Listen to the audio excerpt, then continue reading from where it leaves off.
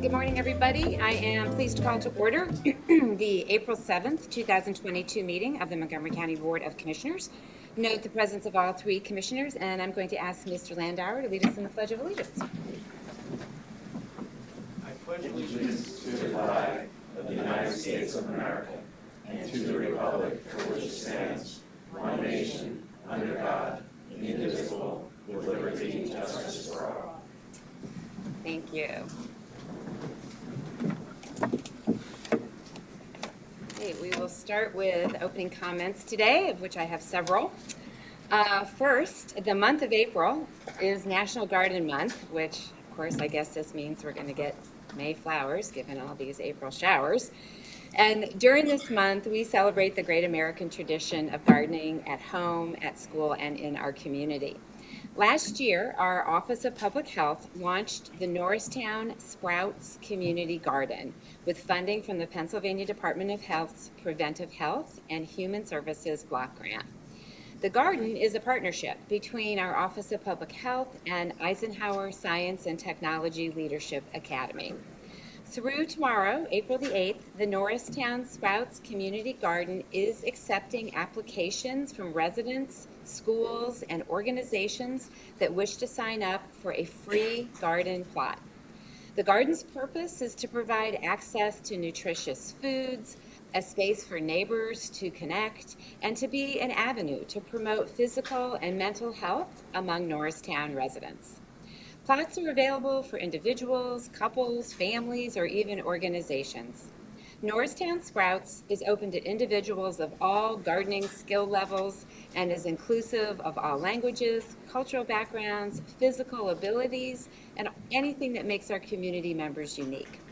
We encourage everyone who's interested to apply before tomorrow's deadline, and you can apply at www.montcopa.org/community garden. And that's all one word, community garden. So montcopa.org/community garden.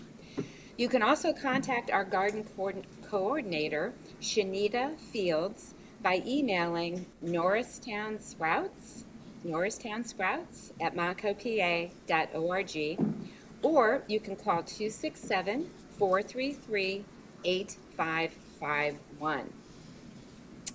Next, I want to remind everyone that April is also National Minority Health Month. Now, we know that the COVID-19 pandemic has disproportionately affected communities of color, and that COVID-19 vaccination, including boosters, is one of the strongest tools that we have to prevent serious disease and death and bring an end to this pandemic. We encourage individuals and partner organizations to celebrate National Minority Health Month by sharing the message of encouraging all members of our community to stay up to date on their vaccines, which includes getting a booster.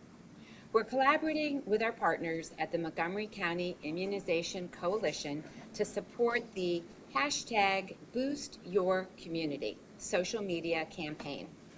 The campaign includes social media messages and images in 6 languages to encourage members of diverse communities to get vaccinated and boosted against COVID-19. In addition, the Montgomery County Immunization Coalition is hosting 2 upcoming events for National Minority Health Month. On April the 28th at 7 p.m., MCIC, Norristown NAACP, and the county are hosting a virtual event to connect our healthcare and community leaders to share the latest information on COVID-19 vaccines and answer any questions. Attendees can submit questions in advance or ask them live.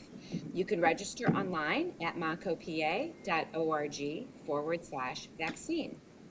In addition, on April the 30th from 10 a.m. to 1 p.m., MCIC is partnering with the Norristown NAACP, Aclamo, Theater Horizon, and East Norriton Pharmacy to host a Let's Fight COVID Together community vaccination clinic at the Theater Horizon. No appointment is needed, and we encourage anyone who still needs a primary dose of vaccine or a booster to just walk up to this event. Lastly, I want to remind everyone that an important deadline is approaching. The county is actively engaged in plans to distribute our $161 million allocation of American Recovery Plan funds to implement projects and programs to help those most impacted by COVID-19. The county has created the Recovery Office to manage the process of gathering input, projects, and ideas from our community, and then getting these resources out to our community. Its charge is to provide information, resources, and opportunities related to our pandemic recovery funds to make sure that we equitably distribute this funding throughout Montgomery County. The Recovery Office is accepting proposals for projects and ideas now until April the 30th on our website at moncopa.org/recovery office. That's all one word. moncopa.org/recovery office. The county priorities for funding are to address community priorities such as affordable housing, mental health and behavioral health care services, child care, public health emergency response, and digital access. We also want to specifically target and be informed by historically underserved community members. We want to provide a direct response to the impacts of the pandemic and make sure that our investments have the potential for long-term transformative impact. To date, we have undergone multiple community engagement events, including 8 town hall events, with 3 of them conducted in Spanish, and we've conducted over 20 individual community partner meetings. We've also launched a community priority survey to inform our scoring rubric and have facilitated multiple community listening sessions. Recordings of these events are available on the Recovery Office website, and if you missed one, you can easily go there and watch 1 or 2 and get fully up to speed and informed about this opportunity. And any additional events that we have will also be posted on that website. Submissions for pandemic recovery funding fall into 2 main categories. You can submit a project, or you can submit simply an idea. A project is a fully developed program, service, or initiative for the county to fund, kind of a turnkey, ready-to-go idea. And whereas an idea is just an idea. So you don't have to have it thought through, you don't have to have created a specific project. But if you have a really good idea for how you think the county should be focusing the expenditure of these funds, we hope that you will share that idea with us. For those of you who are considering submitting a project or an idea, technical assistance is available at no cost to anyone who would like a review of their proposal. So the technical assistance can include translation of proposals, helping to understand the requirements for submission, general support and technical help to answer any questions, explain the process, and help to navigate the application process. Pre-submission review of the proposals, just to make sure everything is there as required. Training and assistance on how to craft a clear, effective proposal. Assistance with finding supporting data to boost your idea or your proposal. And we have specific support to applicants in Spanish, Korean, and Mandarin Chinese, and support for applicants who have disabilities. The submission portal for projects and ideas is open through the county's website, and again, that's moncopa.org/recovery office. And we encourage everyone to get your submissions in by the deadline of April 30th. We will not be able to take any submissions after that. And with that, I'll turn it over to Commissioner Lawrence. Okay, thank you. Good morning, everyone. The 2022 primary election will take place on Tuesday, May 17th, so I want to share some information about that and some key dates that are coming up. You must be registered to vote by Monday, May 2nd, 2022, if you want to vote in the primary. And Pennsylvania has closed primaries, so you must be registered either Republican or Democrat. Independents cannot vote in the primaries. The last day to request a mail-in or absentee ballot for the 2022 election is May 10th, 2022. And even if you applied last year to vote by mail, you're on the permanent list, you do need to apply each year. So you do need to apply again this year in order to vote by mail. And I also want to make an appeal for poll workers. We need poll workers. They're essential to our democracy to ensure that we can run a safe and smooth election, and we encourage people to apply.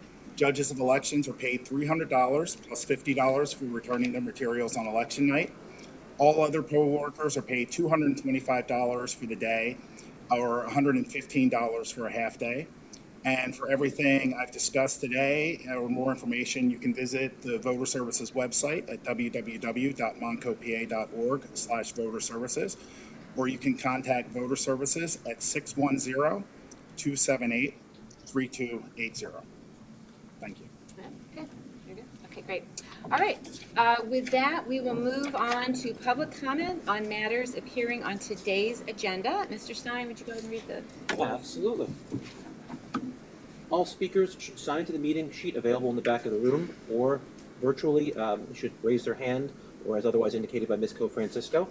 All speakers must come to the podium if they are physically able. All speakers should identify themselves by name and municipality. All public comments must be relevant or germane to county business. Under the law, this means that all subject matters of comments must be limited to items or issues which are currently before the Commissioners for consideration, or which may come before the Commissioners for consideration at a future meeting.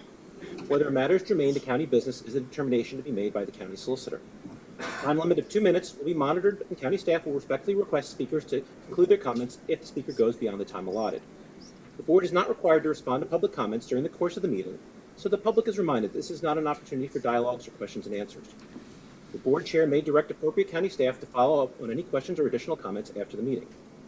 Disruptive behavior, including, but not limited to, yelling from the seats, arguing whether a matter is germane to county business once the solicitor has made a determination of such, I have an objection. noted and overruled, including but not limited, I have an matters, objection. it is noted and overruled. No, you can't. This is not a courtroom, Josh. You're not a judge. Okay, this is an open And meeting. you are not allowed to filibuster. I'm gonna have to ask security to I'm come not forward, please. filibustering anything. I'm making an objection. Please sit down. Joshua. You've made your, You're not you've a registered judge. your objection. I know I didn't, because you didn't let me say what it was. I'm gonna have to ask security to come forward and please ask. Your ask you to sit rules down. are in violation of the Sunshine Law.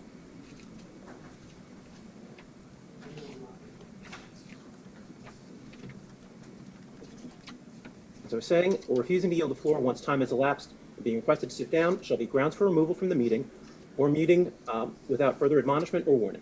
And as always, commissioners welcome written correspondence and feedback at commissioners@montcopa.org. Thank you, Mr. Stein. Okay, Ms. Cooper-Siskela, do you want to start in the room or online? We'll start with in the room, and Okay. today we just have general public comment. Okay, no one online has agenda comments? No. Okay, all right, then we will move on to general public comment. Thank you. Okay, first we have Ken Souter. I'm here for the Board of Elections report. Okay, I'll wait that's fine, I'll make note. Okay. Joe Ferrero. Morning. Good morning. My name is Joe Ferrero. I am of Lower Providence, Pennsylvania. I'm not sure if it should be here or at another part in the meeting, but there's an anomaly inside the election, how we do our elections here. There are 3 seats before me. Sir, I'm sorry, 3 Chairman. commissioners. Because there's an election board meeting today, it sounds like your comments would be more. No, relevant it's to that actually board. for this. I would appreciate if I could have the open space to state my case. Certainly, but I will have to Thank cut you you. off if it is an You're election running board my matter. time. I understand, but if it is an election board matter, then it's not appropriate for this meeting. It's my time. You have your time. What I was going to ask in a very positive way is that there are 3 of you, but we are only allowed 2 votes. I look at how this board has acted over the last number of years. I've looked at how, even in the room today, the attitude towards the public has been.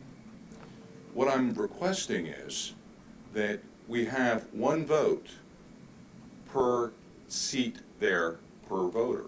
In other words, instead of me having 2 votes for 3 seats, me as a voter have 3 votes for 3 seats.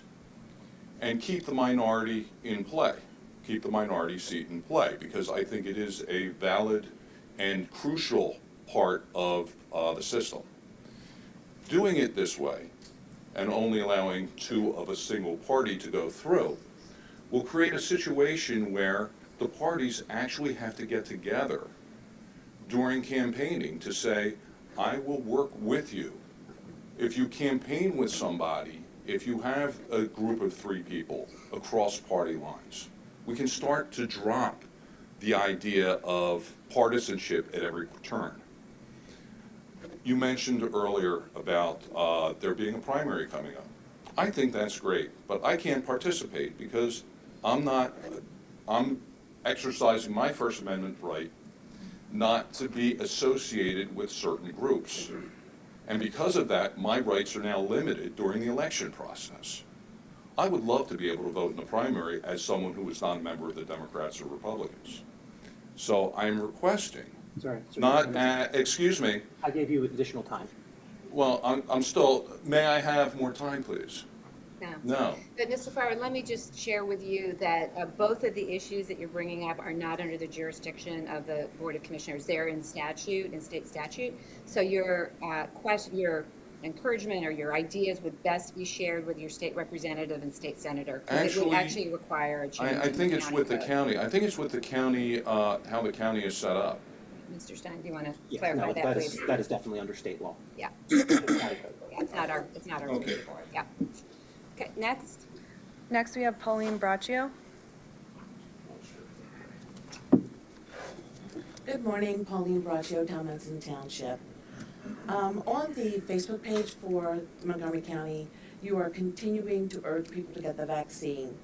And I don't think that the truth about the vaccine is being told by you, Valerie.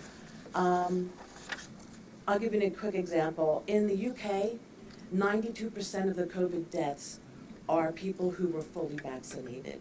In Israel, it's 66% of the COVID deaths are people who were fully vaccinated.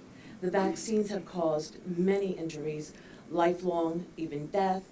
It's, I have a report here from Meryl Nass, who is a doctor, and she has studied this. And I'm just gonna get to the bottom line. So this is official data obtained over 30 million American adults and 48 million residents of England incontrovertibly reveal that natural immunity was 3 times better at preventing cases than vaccination alone, even before Omicron. Natural immunity was somewhat better at preventing serious illness, measured as hospitalizations, than vaccinations alone. Boosters, a 3rd shot, reduced the death rate in England of the vaccinated from Omicron, but the benefit was starting to drop off by January of this year. Natural immunity provided 3 times more protection against infection and therefore against transmission than did double vaccination during the Delta wave. After Omicron arrived, vaccine efficacy was even worse. Overall, England's unvaccinated population has a lower COVID death rate during the Omicron wave than the COVID death rate in its doubly vaccinated population. The vast majority of COVID deaths occur in those over 70. In this age group, the doubly vaccinated died from COVID at higher rates than during Omicron than the unvaccinated. Ms. Braccio, your time is up. I just would prefer you stop lying. Thank you. Next. Next, we have Jim Daly.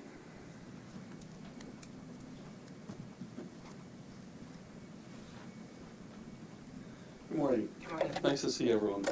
Jim Daly from Springfield Township. My public comments today are about the public comment period, so I hope they're germane to the county business. The 2-minute period, and I've been observing for a while now, I would ask that be moved to at least 3 or 4 minutes. In Springfield Township, I was a commissioner for 12 years, actually with Jeff Hartman, the chair's husband, and we didn't have a time limit.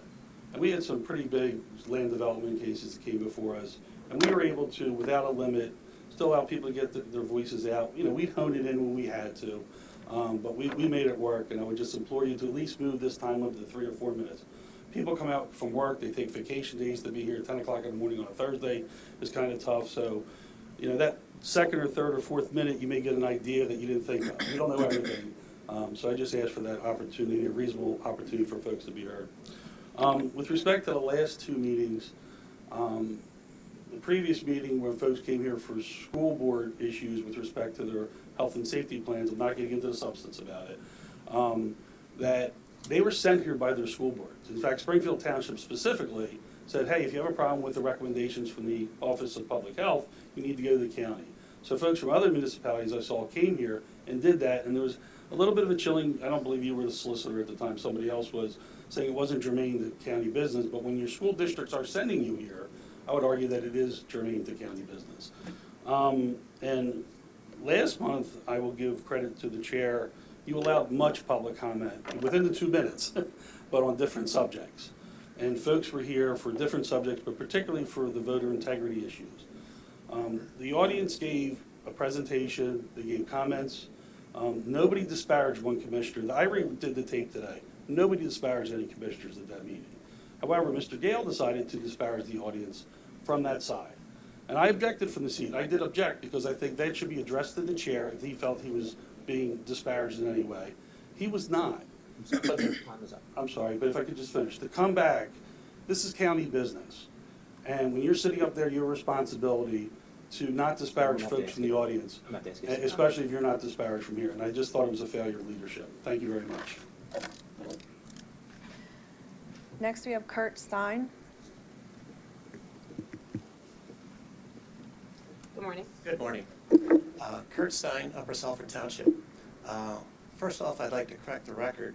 When I was here last month, I'm not a political hack. I'm a Montgomery County citizen, Upper Salford Township for 30 years, and concerned about the direction at times that the county is moving. And most specifically, it seems to be directly related to the voting process anymore. So, you know, I want to be up here to be transparent, and I think the county, I'm asking the county to be transparent also. When I spoke last week, I talked about bringing the ballots back to the precincts, and I was corrected by talking to Voter Services later in the week about the whole process. They stated that the ballots were taken away from the precinct due to Act 77. And the way Act 77 prolonged the mail-in voting process, they couldn't adequately get the ballots out to the precinct. I did not know that. I thought that was a process that was coming from the county level. In fact, it came from legislation, it came from the Secretary of State, it came from the governor, and a lot of different areas, I reckon at this point. So I see that it's impossible. But what I think the Montgomery County citizens are looking for more than anything else is that transparency, and in some ways education, which I was educated, you know, with Voter Services. Is there a way, and maybe this is the board election later, but to better communicate, where Vice Chair Mr. Lawrence kind of gave information on voter registration, mail-in ballots and things like that. Is there any way to educate voters that the things are going to be different this year? And how are they going to be different? I was also told by Voter Services that mail-in ballots will not be received after 8 o'clock on Election Day. And if that's true, I didn't know that either. I thought we were going... Your time is up. If there was a way that we could find a way to get some information out to the citizens of Montgomery County, I think we're going to have a much smoother election process and much informed elected people. Thank you. Thank you. Next is Barb Furman.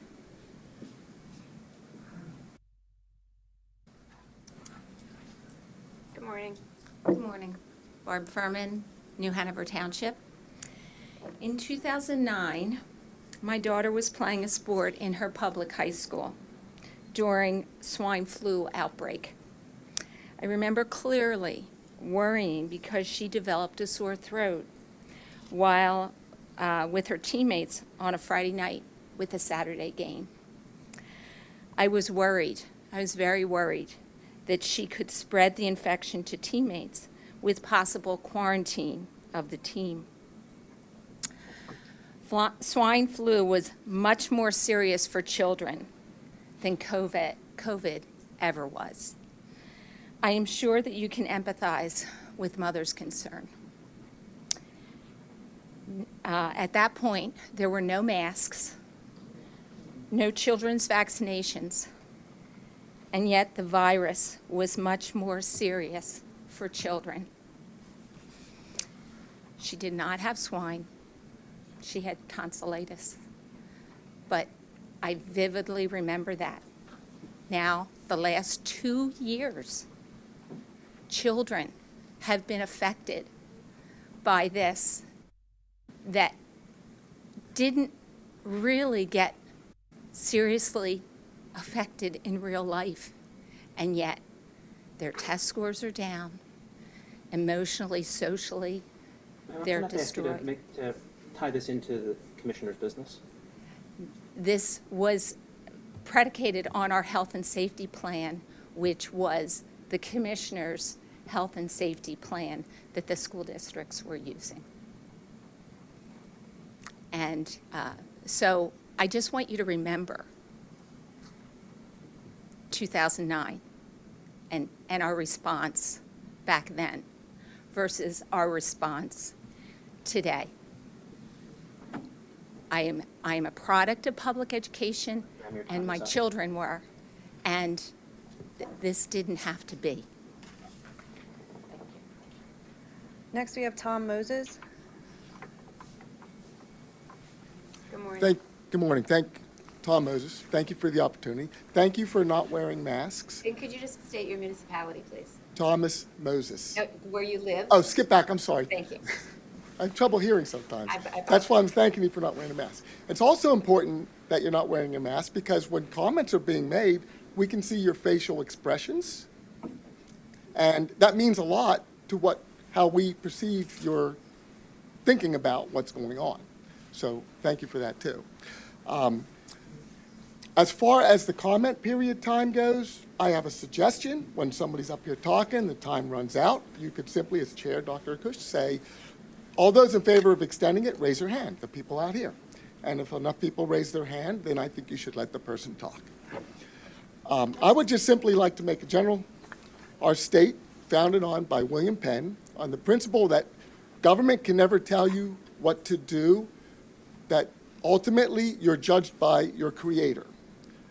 And I would like to read part of our Pennsylvania Constitution. Article 1, the people have the most power in Pennsylvania. Article 1, Section 1, inherent rights of mankind. All men are born equally free and independent and have certain inherent and indefeasible rights, among which are those enjoying and defending life and liberty, of acquiring, possessing, and protecting property and reputation, and pursuing their own happiness.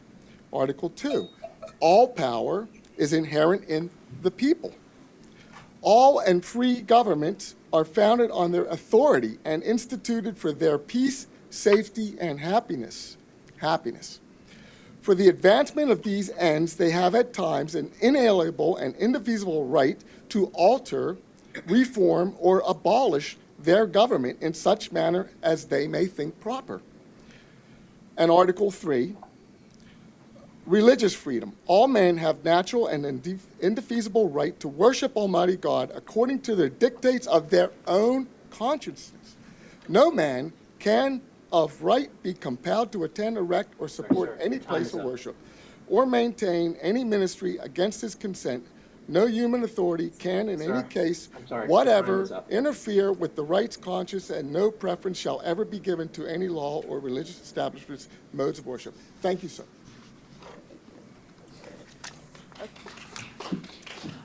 Okay, we're going to move to those who are logged in via Zoom. So we have Peg Patton. You just need to unmute yourself.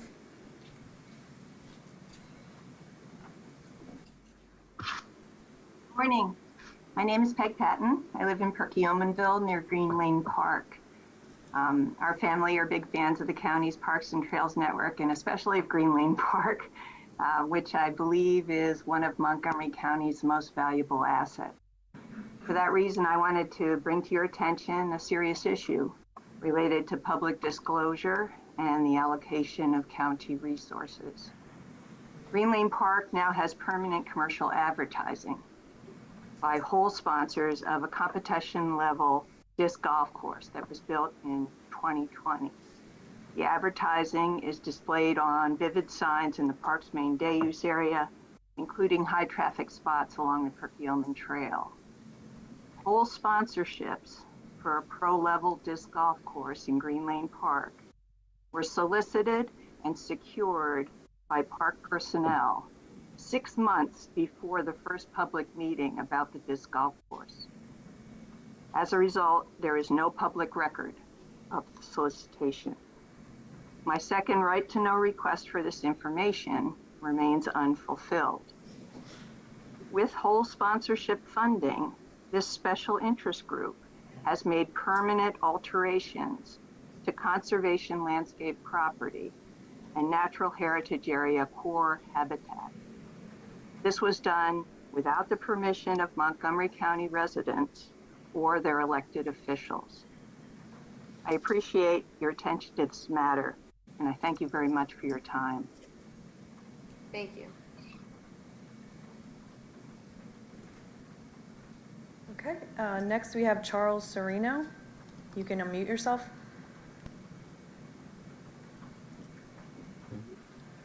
Good morning, my name's Charles Serino. I'm from Upper Moreland 6-2. I'm the judge of elections there. And this is regarding the relocation of our polling place from Upper Moreland High School to the YMCA. Mr. Serino, if I could just stop you, that is definitely an election board matter. This board can't vote on those issues, so your comments would need to be reserved for the election board meeting, which is immediately following this meeting. Actually, following the salary board meeting. Okay, I was told it was this meeting. I apologize. Yeah, no, my apologies. I'm not sure that's incorrect. It's the election board meeting later today.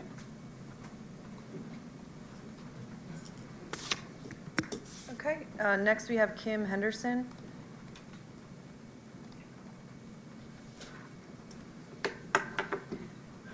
Good morning.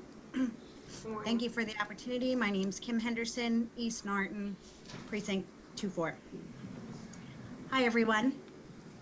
At March 17th meeting, Liz Prevey from Montgomery County Republican Committee talked about the right to know information she received, including videos of over 100 people putting more than one ballot in the ballot boxes that are located throughout the county.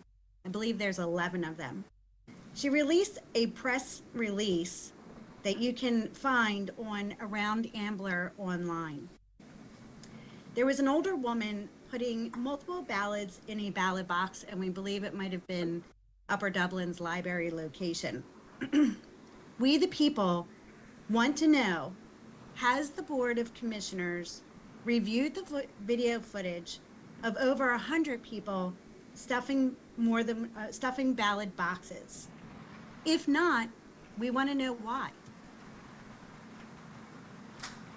If so, how did you certify a fraudulent 2020 and 2021 election with this ballot stuffing happening? Just so that you're aware, the commissioners do not certify the election. That is an election board matter.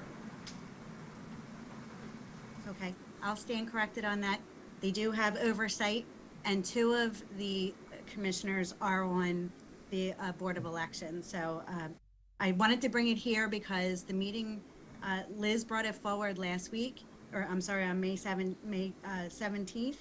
And so where she felt it was something that was relevant to this board, I do too. And I do ask, and I'm going to send each one of you an email to this effect too, because I'd like to know the answer. Did you in fact review the videos of the ballot stuffing? And if not, why not? Please do your job. Thank you. Okay, thank you. Next we have Joan Parsons. Yes, good morning. Now that a pill is being promoted by Merck, Molnupiravir, for early treatment for COVID, I would like to know when you will also promote ivermectin and hydroxychloroquine, which are FDA approved and also available on GoodRx and Single Care. Now, I understand that ivermectin and hydroxychloroquine were not promoted in the beginning of this 2 years ago, but now after 2 years, we do know that those 2 early treatment prescriptions can help the same way Merck's experimental molnupiravir pill is being promoted on TV every time a commercial comes up. Now, I understand the time is up. Your time is up to people like us that vote people in. We're really tired of hearing that our time is up. We would like your time to be up, because it's not fair to give us 2 minutes. 2 minutes is not enough time for us to get across what we would like to say out in public. It just seems that when we see the looks on your faces, that you are so bored with what we are saying, and it really is not fair, because we are the people, and we are the people that you must listen to. We are the people that vote. We are the people that in this election we hope is going to be fair and honest. We hope that there isn't going to be any shoving of extra ballots for any one candidate. And I would also like to say the right to try any type of medicine that's FDA approved or experimental is exactly what everyone has a right to, the right to try. Ivermectin works. I know it works because I used it. And I would like to see the 3 of you start to talk about other ways and other right to try medicines out there, because there's a whole list of them. So please give us the truth. Thank you. Okay, that concludes our public comment. Great, thank you. We will move on to approval of the minutes. I will move to approve the March 17th, 2022 minutes of the Montgomery County Board of Commissioners meeting. Is there a second? Second. Second by Commissioner Lawrence. Any board comment? Hearing none, we'll move to a vote. Any negative votes? Hearing none, motion carries. All right, it turns out April is a very popular month for designations. And so next, we have National Library Week, and we've got Karen DeAngelo, the Executive Director and District Administrator, and Tracey Reed, District Consultant Librarian for Montgomery County here in Norristown. Hi. Good morning. Good morning. I am Karen DeAngelo, and I am the Executive Director of Montgomery County Norristown Public Library. This is National Library Week, and thank you so much for inviting us. I'm also from Royersford, if you need that. I want to thank you guys for everything that you've been doing for the library, for the 4 new board members, one of which is hopefully going to be approved today, who are working with us to renew and rejuvenate library services. Our main library is located right in the middle of Norristown. It's a couple blocks away. We walked over in the rain. And it really serves the community that it's in. And it's a 76-year-old, it's a 1976 building, and it looks like it. And so I really appreciate the fact that you guys have been working with us on how to improve that. We're in the middle of our strategic planning process, and we are working with stakeholders and community members to get their feedback and your feedback on what should be done to make that library the shining star of the community that it really should be. And we're looking forward to working with the recovery office, and really thankful to you for putting it into the capital improvement plan to do a study of what that building needs. And I'm going to turn this over to Tracey Reed, who is our district consultant librarian and represents all of the libraries, public libraries in the county. Good morning, welcome. Good morning, thank you. Just to give some perspective on Montgomery County libraries, there are 20 libraries in Montgomery County and 35 brick and mortar locations. This is a county that loves its libraries and loves to read, and I thank you and they thank you for your support. To give a little bit of overview, we have had and I ran these numbers this morning, 2021, in the midst of the pandemic, we had over 1 million visitors. We had 1.158 million visitors who checked out over 5 million items from those libraries last year. We ran virtual and in-person 7,800 programs, which attracted 179,000 people to the libraries in Montgomery County. Keep in mind, this is both virtual and in-person because libraries pivoted during the pandemic to serve people where they were at. We also have 2 bookmobiles, the Books Go Round, which services pre-K and Title I and Head Start programs and that type of thing. And we have the Words on Wheels, which services seniors and independent living and those types of places. Both of those are fully functional mobile branches to which people can come in, browse a collection, and check out items at that time. Libraries are important. Libraries are essential in many ways. I often say that we don't save lives, but we do save lives. We don't know who comes into our doors and what they need and what they walk away with. But it is the support of you and the support of our community members that makes all of our libraries in Montgomery County that popular and that well used. So thank you all very much, and thank you all very much for your support of libraries and National Library Week. Thank you. Well, thanks to both of you and all of your colleagues across the county for the real leadership that you showed during the pandemic. You pivoted very quickly when circumstances changed and provided just a critical conduit for accurate information for folks here in the community throughout the entire pandemic. And you have for years been a resource for people to be able to get online who maybe couldn't do that from their own homes, and so many other ways that the library is part of our community and incredibly supportive of everyone in our community. So I just want to thank you for that leadership and hope everyone goes to visit their local library during this week. Thank you so much. Yeah. Thank you for braving the weather to be here That's this right. morning. Nice job walking. Walking across. Those were some pretty amazing numbers and very impressive. I renewed my library card about 2 weeks ago, so I'm back on overdrive. That's what I use. But we appreciate your leadership during the pandemic, and we look forward to working with you into the future. Karen and Tracey, it's nice to see both of you. Appreciate you being here today. Thanks for that update. I hope this week goes well with your celebrations and festivities, but the rest of the year as well. Thanks for what you do. So next, it is also National Public Health Week. And from our Office of Public Health, we have David Genova, Division Director of Health Promotions, and Julia Picchioni, I'm probably pronouncing that wrong, from our Public Health Intern. Good morning, David. Good morning. Hello, everybody. I am David Genova. I'm the Division Director of Health Promotion with the Office of Community Information and Education. Thank you for having me today. This week is National Public Health Week. As we celebrate the 27th year of National Public Health Week, April 4th through the 10th, we want everyone to know they can make their communities healthier and safer for all. This year's theme is Public Health is Where You Are. We are celebrating the impact we have made where we live, work, learn, play, and pray, and recognize the way our communities have influenced our hard work to make Montgomery County healthier. In recognition of the hard work of our communities as we continue to work together to see the end of COVID-19 pandemic, as well as the improvement on the whole of public health, we dedicate National Public Health Week 2022 to you. This year, we called attention to the intersectionality of public health by advocating for and educating our communities about our most vulnerable populations. The daily themes focus on how public health issues are connected and have an influence on each other, and how learning more about their connections will allow us the greatest opportunity to find the best possible solution to become the healthiest county and nation.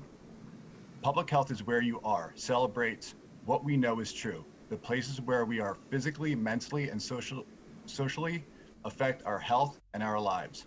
We'll celebrate the power of prevention, advocate for healthy and fair policies, share strategies for increasing equity, and champion the role of public health systems. Join us in observing National Public Health Week 2022 and become part of the growing movement to create the healthiest nation. We're encouraging everyone, public health professionals, students, elected leaders, and the general public to step in and do what they can to make our county and our nation a more equitable, safe, healthy, and just place. We hope you'll join. I'd like to turn it over to Julia, our public health intern, to provide us with details about the daily themes of National Public Health Week.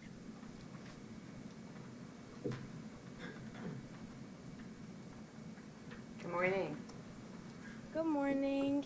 Hi, I'm Julia Picchioni, and you did get my name correctly.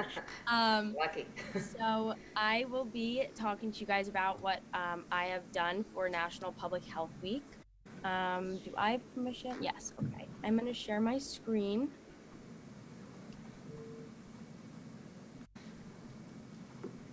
Okay. Oops, sorry.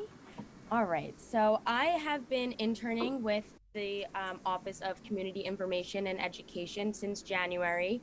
I'm a senior at Westchester University studying public health, and I had the pleasure of working with our 2 other interns on this project for National Public Health Week. All right, so we are currently on day 4 of National Public Health Week. It started on the 4th and will end on the 10th. The American Public Health Association chose this year's theme as Public Health is Where You Are, as David mentioned. And there are daily themes listed below for each day of National Public Health Week. So we have racism, public health workforce, community, World Health Day, accessibility, climate change, and mental wellness. So for this, we've chosen to do a social media campaign. The department's digital content creator already does an amazing job at posting consistently and frequently and making sure that all the posts are eye-catching, fun, educational, relatable to the community.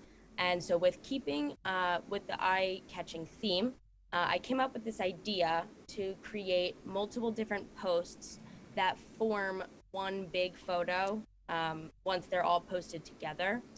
So as you can see, this is what it would look like on our department's Instagram feed. So it all comes together as one.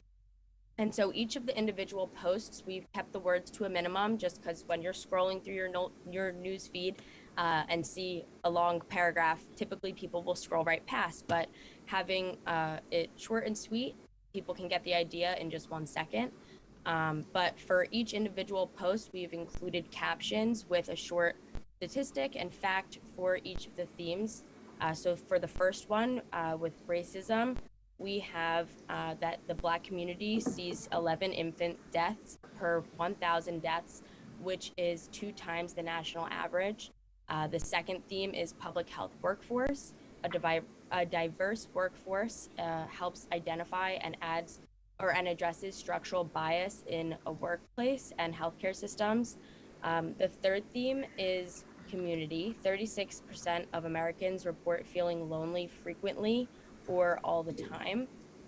And there are many ways that the Montgomery County Health Department offers many resources and programs to keep you engaged in the community. The fourth day today is World Health Day. Happy World Health Day. And the theme is Health is a Human Right. 260 million Americans spend over 25% of their household budgets on healthcare alone, and healthcare costs drive more people into poverty every year. And it is everybody's responsibility to acknowledge and speak out for health as a human right. The fifth theme is accessibility. 37% of adults with disabilities are unable to afford or do not have access to primary care. The sixth theme is climate change.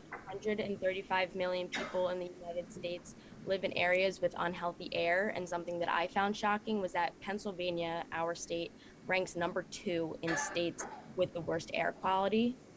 And the final theme is mental wellness. 1 in 5 Americans will experience mental wellness. Depression can increase an individual's risk for physical and long-lasting health conditions such as diabetes, heart disease, and stroke. And so I would just like to conclude with a quote from the American Public Health Association, where they say, "Where we live impacts our community's health, and we can make our communities healthier, stronger, and safer." So thank you. Anybody have any questions? I move to strike all that from the record if it's all BS. Well, David and Julia, thank you so very much, and we're so grateful to have you here interning and for your wonderful creative help. That's just terrific.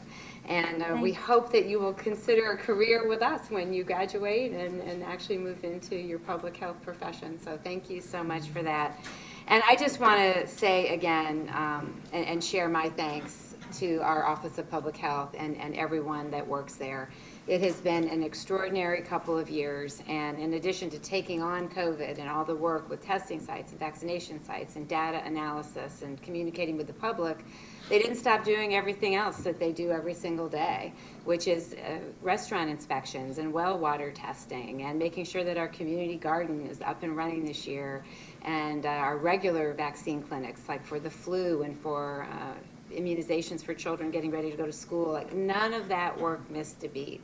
And I just want to say how grateful I am to our public health professionals here in the county, across our Commonwealth and our country. You play such a critical role in keeping all of our communities safe. So thank you. David and Julia, thank you for the report. Julia, thank you for all the work that you've been doing, and good luck with your studies at Westchester. Thank you, and thank you for having me. Okay, great. Thanks, you guys. Take care. All right. It is also Distracted Driving Awareness Month, and we have Elizabeth Raum from our Community Health Program Manager. Good morning. Just give me a moment to share my screen.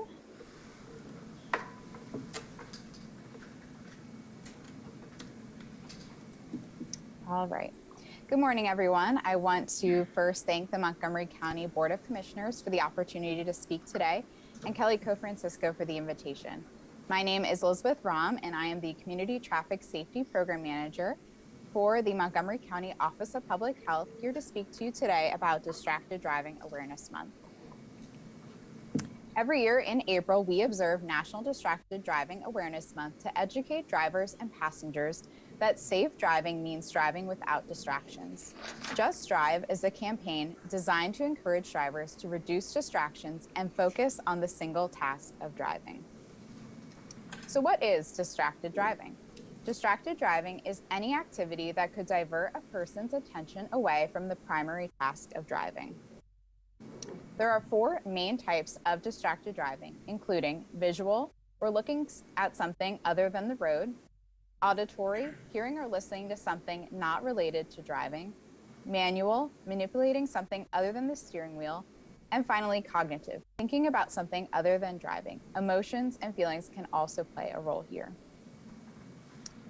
These are the top 10 driver distractions: getting generally distracted or lost in thought, thinking about something else; cell phone use; an outside person, object, or event; passengers that might be laughing, talking, or singing; using or reaching for a device or another object in your vehicle.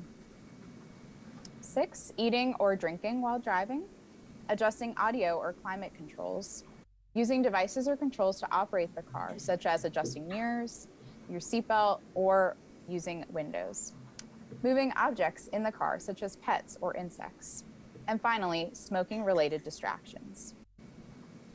When distracted, drivers have significantly reduced reaction time and difficulty monitoring their surroundings, seeking and identifying potential hazards on the roads, responding to unexpected situations such as traffic, or seeing road signs and traffic signals. Cell phones are a very common distraction in today's driving world. Drivers do not see 50% of their driving environment when using a cell phone by texting, talking, using the GPS, scrolling through apps or social media, and choosing music playlists and other common cell phone behaviors, even when using a hands-free or Bluetooth device to talk. As I mentioned earlier, cognitive distractions take our mind off of driving, and this can be evident here when using a Bluetooth device. Did you know that sending or reading a text takes your eyes off of the road for an average of 5 seconds? At 55 miles per hour, that is like driving the entire length of a football field with your eyes closed. Here are PennDOT's top tips to avoid distracted driving. Turn off or silence phones and put them out of reach. Turning your phone on silent can help minimize that temptation to grab it when it dings or rings. Pull over safely to make calls or send texts. Set up your GPS prior to starting your trip, and also set up your radio and air conditioning and heat before driving. Limit conversations with passengers to avoid rowdiness. Do not eat or drink while operating your car. Pull over safely to do so, or eat at the restaurant. If you are tired, pull over safely to rest or delay your trip. When making calls, ask your family or friends if they are driving so that you do not pose as a distraction to them. Be especially vigilant around commercial motor vehicles, including heavy trucks, and around motorcycles. 41% of all motorcycle crashes are due to drivers failing to see motorcycles. So look twice and share the road so that everyone can get to their destination safely. I want to talk briefly about our work in distracted driving awareness, education, and prevention. Through our traffic safety grant with the Pennsylvania Department of Transportation, we provide teen driver safety education in an effort to reduce reckless and distracted driving, which is the #1 killer of teens in America today. We currently administer the Impact Teen Drivers Program, which is an evidence-based program that seeks to engage, educate, and empower teens by encouraging smart decisions behind the wheel, ultimately creating a driving culture that is distraction-free in an effort to save lives. Through our program, we offer both in-person presentations and virtual modules.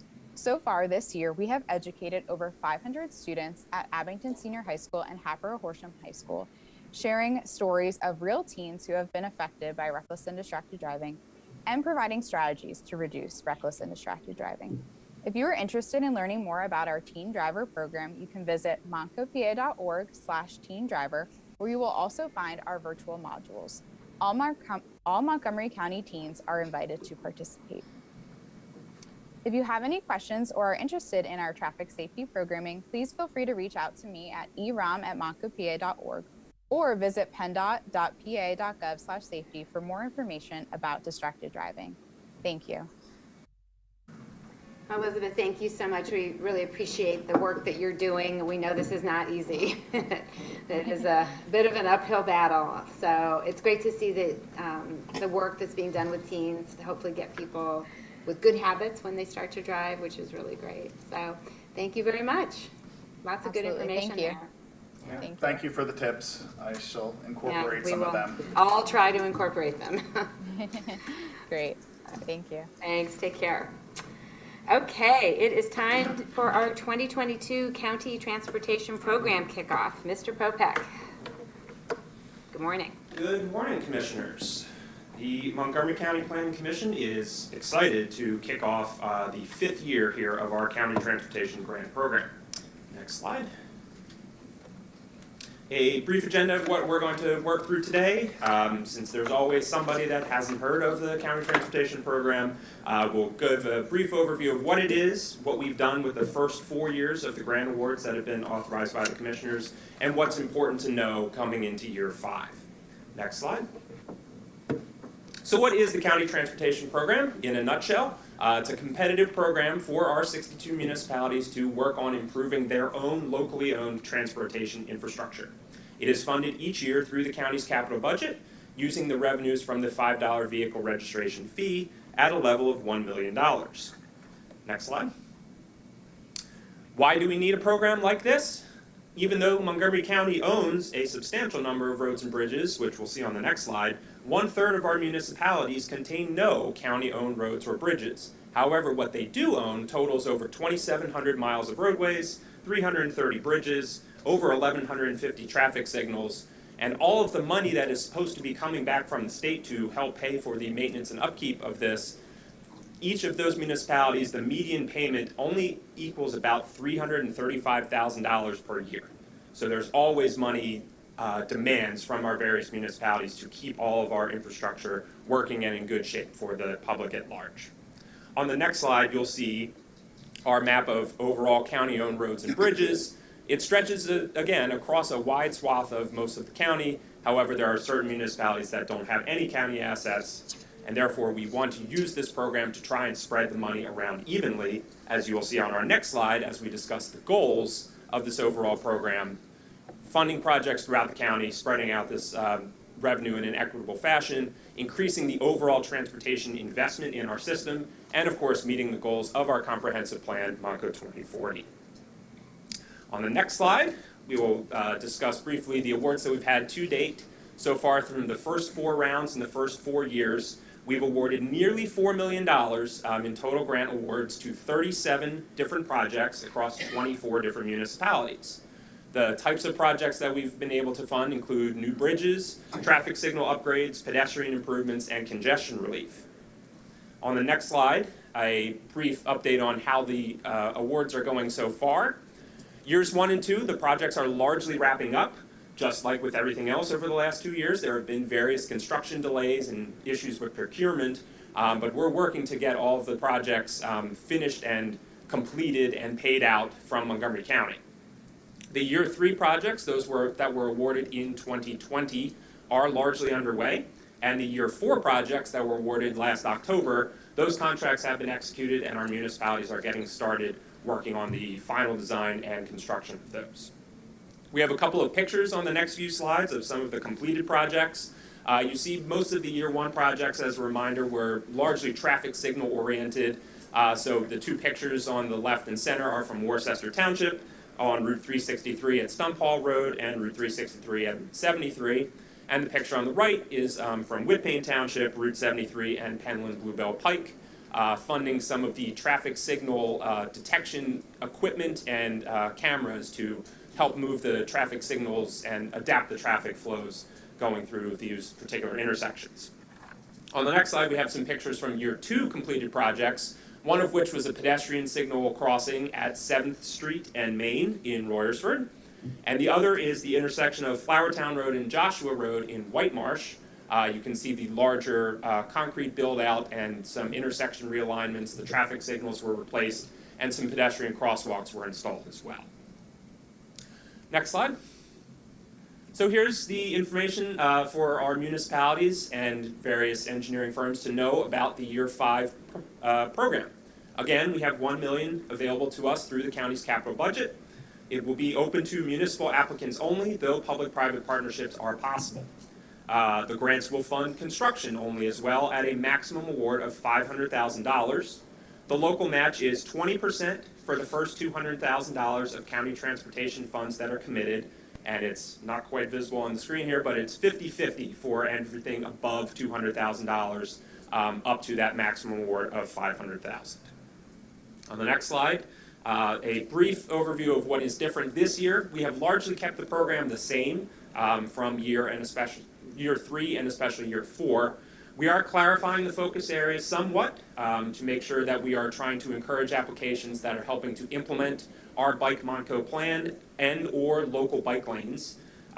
We're always looking for improvements to direct county assets, whether it's roads, bridges, or the infrastructure around them.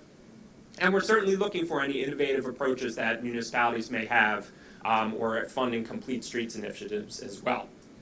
There is also some further refinement and clarification in the guidebook about PennDOT's oversight. Since this funding comes from a state program in the first place, PennDOT is involved with the management and oversight of the program, and the documents that are needed for any of the bidding and procurement processes are listed this year more clearly in the guidebook themselves. PennDOT Municipal Services continues to work with our finance department and the Planning Commission to make sure that the funding is administered safely and distributed at the appropriate times. On the next slide, we have an overview of our calendar for this year. So just this morning, we have posted the updated guidebook for Year 5 on the project's website, moncopa.org/county transportation program. It is all one word. Municipalities and engineering firms are encouraged to log on today and start looking at the information that is available.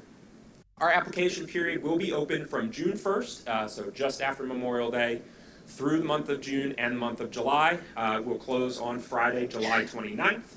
During August and September, internal staff here at the county will review all of the applications and recommend awards, and we're hoping to have the commissioners once again approve those awards in October. On the final slide here, you will see the new cover for our updated Year 5 County Transportation Program Guidebook. Again, it is available today, as of right now, on our website, moncopa.org/county transportation program. Thank you, and I'm happy to take any questions. Thank you, Mr. Popek. We appreciate this great update, and I know this is an extremely popular program with our municipalities across the county, so we look forward to see what applications we get this year. So thanks. Thank you, Matt. Okay. All right. We will move on to resolutions. We will begin, Mr. Hartman, with an authorization to award open space grant funds to Natural Lands Trust for acquisition of property in Salford Township. Good morning. Good morning.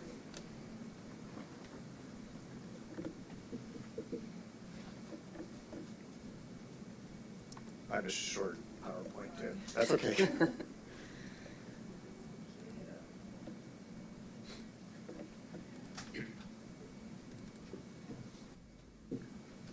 Great, thank you. Yes, good morning. Today we're going to be seeking your authorization of a proposed open space fund grant award of $52,400 to Natural Lands, a land trust, for its acquisition of a property in Salford Township. And if you look at this slide, you can see in the upper left-hand portion of the county a star with a circle around it. That's the approximate location of the site. Next slide, please. Specifically, Mildred L. Clemens owns a tract of real estate located adjacent to Houseman and Camp Green Lane Roads in Salford Township, totaling approximately 7.3 acres in area.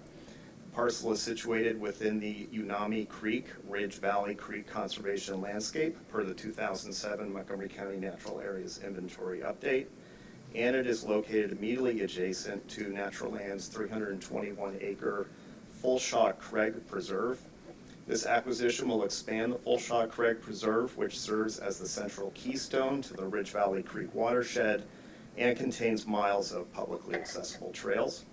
The acquisition will complete a missing link to Fullshaw Craig's trail system, and the preserve is also ecologically significant with a number of sensitive plant communities. So this slide is starting to zoom in on the site. You can see the parcel located inside the red circle. It's long and narrow. Next slide, please. And this is zooming in even more. Everything that you see, actually, Kelly, could you jump back one slide for me? Everything that you see in dark green here is the Fullshaw Craig Preserve. So you can see it's a pretty large preserve that Natural Lands owns. Everything in light green is a conservation easement. So you can see the proximity of the site to Fullshaw Craig. And the next slide, please. And again, zooming in, you can see in orange, that's the Clemens parcel, 7.3 acres in size. You can see its adjacency to the green polygons that represent the preserve itself. This parcel is undeveloped. As you can see, it's largely woodland and located within the RC Rural Conservation District, which has a maximum 2-acre lot size. And since 1987, Montgomery County has financially supported more than 10 of the Fullshaw Craig acquisitions that built the preserve as we know it today. Next slide, please. Natural Lands has a signed agreement of sale with the property owner, and the property has been appraised at $110,000. Natural Lands just submitted an application to PA DCNR's 2022 C2P2 grant program for $60,000 to assist in acquiring the parcel. And if the DCNR grant is awarded, the $52,400 requested from the County Open Space Fund, along with a $20,000 funding award from Salford Township, would satisfy DCNR's required 1-to-1 match. The County Open Space Board met on March 31st and unanimously recommended that the Board of Commissioners award the $52,400 Open Space Fund grant to Natural Lands, of course contingent upon their successful acquisition of the parcel and ultimately the receipt of the C2P2 grant award. Thank you, Mr. Hartman. I will move that the proper county officials, in accordance with the authority conferred by law, subject to the approval of the county solicitor, hereby authorize an open space grant of $52,400 to Natural Lands for the purchase of the Clemens property as described by Mr. Bill Hartman and as noted in the attached Exhibit A. Is there a second? Second. Second by Commissioner Lawrence. Any board comment? Questions? No? Okay. Looks like a great opportunity. And again, just to be clear, the ARC funds will not leave the county unless DCNR approves the grant request, correct? Yes. Okay, great. All right, hearing no additional comments, we'll move to a vote. Are there any negative votes? Hearing none, motion carries. Thanks. Next, we have an authorization to transfer ownership of Fern Avenue Bridge to the Department of Conservation and Natural Resources. Mr. Bonner. Good morning, Commissioners. Before you this morning is a resolution, as you said, transferring ownership of Bridge 96, Fern Avenue over Skipback Creek within the footprint of Evansburg State Park. This resolution finalizes a transfer of this bridge asset from the county to the State Department of Conservation and Natural Resources, also known as DCNR. After the full restoration recently completed by Montgomery County of the bridge, based on a mutual agreement that's been in effect for several years between the county and the state. This resolution finalizes that arrangement and allows us to formally transfer ownership and future maintenance responsibility to DCNR. Thank you. I will move that the proper county officials, in accordance with the authority conferred by law, subject to the approval of the county solicitor, are hereby authorized to execute the necessary documents to transfer ownership of the Fern Avenue Bridge in Evansburg State Park from Montgomery County to the Department of Conservation and Natural Resources. Is there a second? Second. Second by Commissioner Lawrence. Any board comment? All right, hearing none, we'll move to a vote. Are there any negative votes? Hearing none, motion carries. Thanks. Thank you. Next, Mr. Stein, an authorization to grant a sanitary sewer easement to Whitpain Township.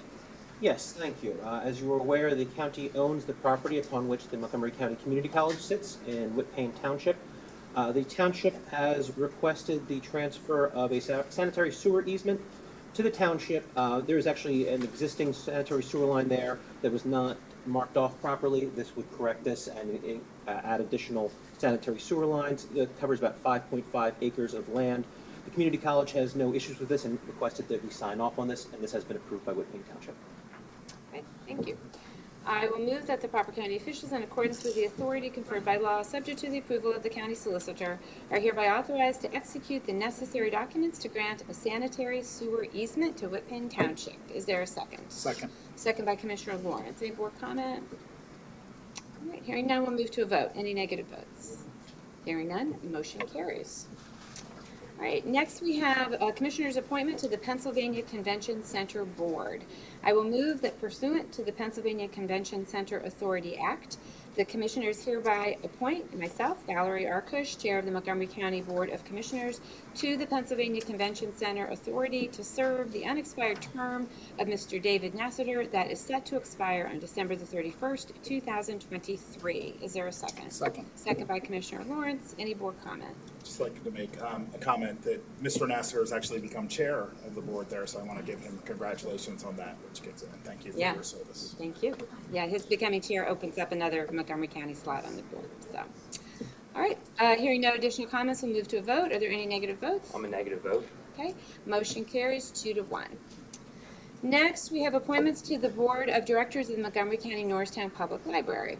I will move that Chantel Silverio be appointed to the Board of Directors of the Montgomery County Norristown Public Library for a term that begins immediately and expires on December 31st, 2024, and to serve at the pleasure of the County Commissioners and in accordance with the current duly adopted bylaws. Is there a second? Second. Second by Commissioner Lawrence. Any board comment? Hearing none, we'll move to a vote. Are there any negative votes? Hearing none, motion carries. Next, we have Commissioners' appointments to the Montgomery County Valley Forge Tourism and Convention Board. I will move that Dedrin Bailey and Howard Brown be appointed to the Valley Forge Tourism and Convention Board for terms to begin immediately and to expire on April the 7th, 2026, and to serve at the pleasure of the County Commissioners and in accordance with the current duly adopted bylaws. Is there a second? Second. Second by Commissioner Lawrence. Any board comment? Hearing none, we'll move to a vote. Are there any negative votes? Hearing none, motion carries. Madam Chair. we I'm need sorry. Number 5. Oh, did I miss 5? Oh, I did. Thank you, Mr. Stein. All right. And Commissioner's appointment and reappointment to the Montgomery County Office of Senior Services Advisory Council. I will move that Kathy Eveleth be appointed and Betty White be reappointed to the Montgomery County Aging and Adult Services Advisory Council for a term that begins immediately and expires on December the 31st, 2024, and to serve at the pleasure of the County Commissioners and in accordance with the current duly adopted bylaws. Is there a second? Second. Second by Commissioner Lawrence. Any board comment? All right, hearing none, we'll move to a vote. Any negative votes? I'm a negative vote. Okay. Motion carries 2-1. Right. We will move on to personnel. Ms. Pardieu. Good morning. Good morning, Commissioners. You should have in front of you the final copy of the Commissioners' Department's personnel list. It is a 7-page document dated Wednesday, April 6th, 2022 with a timestamp of 11:35 a.m. All positions have been reviewed and accounted for and are presented for consideration. Thank you. I will move to approve the April 7th, 2022 personnel presentation as given by Director of Human Resources, Ms. Donna Pardieu, to authorize the proper county officials to execute the same. Is there a second? Second. Second by Commissioner Lawrence. Any board comment? All right, hearing none, we'll move to a vote. Are there any negative votes? Hearing none, motion carries. And before you sit down, I just want to publicly thank you for the great job yesterday with the employee recruitment fair. Commissioner Lawrence and I were both there for a while in the afternoon, and it looked like a lot of people came. What was the final count? Do you have it? We are still counting. Good. But we have seen an uptick in applications, so I feel like it was a great success with a tremendous amount of support from all over the county, communications, my group in HR, and workforce development, and everyone just did such a great job, so thank you. Good. Well, we're excited to have new employees, and hopefully we'll get a lot of our open positions filled as a result of this. So thank you. I know it was a lot of work to get that done. Thank you. All right, Ms. O'Malley, advertisements of a bid and RFPs. Yes, there's a bid on behalf of Assets and Infrastructure for floating docks. The successful responder will provide replacement floating docks for Green Lane Park. Contract will be awarded to the lowest responsible bidder. 2, an RFP on behalf of the Communications Office for a branding proposal. The successful responder will advance Montgomery County's print and digital presence to support a consistent visual identity across county departments and contribute to improved communications with the public. Contract will be awarded to the highest rated responder. 3, an RFP on behalf of Health and Human Services for a consultant. The successful responder will provide Your Way Home Continuum of Care, Emergency Food and Shelter Program Consulting for the Office of Housing and Community Development. Contract will be awarded to the highest rated responder. 4, an RFP on behalf of Health and Human Services for legal services. The successful responder will provide legal services for families and individuals experiencing or at imminent risk for homelessness in Montgomery County. Contract will be awarded to the highest rated responder. 5, RFP on behalf of Health and Human Services for adult daycare providers. The successful responders will provide an interactive, safe, and supervised environment for older adults. Adult daycares offer a community-based alternative to institutionalization and provide a reliable source of support and respite for caregivers. Contracts will be awarded to the highest rated responders. 6, an RFP on behalf of Health and Human Services for an information service provider. The successful responder will provide information assistance and outreach services available from the Montgomery County Office of Senior Services and other service providers for Montgomery County residents age 60 and older. Contract will be awarded to the highest rated responder. 7, RFP on behalf of Health and Human Services for training services. The successful responders will provide certified peer specialist trainings for Montgomery County residents experiencing mental health challenges. Contracts will be awarded to the highest rated responders. 8, RFP on behalf of Juvenile Probation for a specialized evaluator. The successful responder will provide trauma-informed psychiatric evaluations and psychological evaluations for Montgomery County children and adolescents that are involved with the Juvenile Probation Department. Contract will be awarded to the highest rated responder. All RFPs and bids are available on the county's purchasing website at www.montcopa.org/purchasing. Thank you, Ms. O'Malley. I will move to approve the preceding request for the advertisement of a bid and RFPs as described by the Deputy Chief Operating Officer, Ms. Barbara O'Malley, and to authorize the proper county officials to execute the same subject to the approval of the county solicitor. Is there a second? Second. Second by Commissioner Lawrence. Any board comment? All right, hearing none, we'll move to a vote. Are there any negative votes? Hearing none, motion carries. Next, we have awards of contract for the county. 1, contract award, adult probation and juvenile probation vehicles. Whitmoyer Ford of Mountjoy, PA, $252,000. Contract provides for 7 2022 Ford Explorers with front and rear partitions. Vehicles are available through a PA CoStarz contract. 2, contract award, assets and infrastructure inspection services. Picchioni Associates Incorporated of Philadelphia, PA, $284,212.50. Contract provides construction inspection services for County Bridge number 99, Procurement Trail Bridge over Procurement Creek in Marlborough and Upper Frederick Townships. RFP 2203 was viewed by 18 firms with 6 responses received. Contract is awarded to the highest rated responder. 3, contract award, assets and infrastructure, construction inspection services, McTish, Kunkel and Associates of Allentown, PA, $99,846.29. Contract provides full-time on-site construction oversight and inspection during the replacement of County Bridge Number 6, located on Mill Creek Road over Mill Creek in Lower Marion Township. RFP 2202 was viewed by 26 firms with 6 responses received. Contract is awarded to the highest rated responder. 4, contract award, assets and infrastructure, construction inspection services, Picchioni Associates Incorporated of Philadelphia, PA, $74,979.40. Contract provides full-time on-site construction oversight and inspection during the rehabilitation of County Bridge Number 101, located on Old Gravel Pike over Swamp Creek in Lower Frederick Township. RFP 2210 was viewed by 18 firms with 6 responses received. Contract is awarded to the highest rated responder. 5, contract award, assets and infrastructure, fencing. Pro Max Fence Systems LLC of Reading, PA, $147,771. Contract provides fencing, protective barriers required along the Schuylkill River Trail in Norristown. Specification 6461 was viewed by 11 providers with 2 responses received. Contract is awarded to the lowest responsible bidder. 6, contract award, assets and infrastructure, dredging services. James R. Kenny Excavating and Paving Incorporated of Collegeville, PA, $1,890,075. Contract provides for dredging of the Ford Bay to the Schuylkill Canal just north of Lock 60 in Upper Providence Township and stabilizing the banks of the tributary to the canal. Specification 6472 was viewed by 30 providers with 3 responses received. Contract is awarded to the lowest responsible bidder. 7, contract award, assets and infrastructure, equipment. PSX Incorporated of Philadelphia, PA, $273,979.99.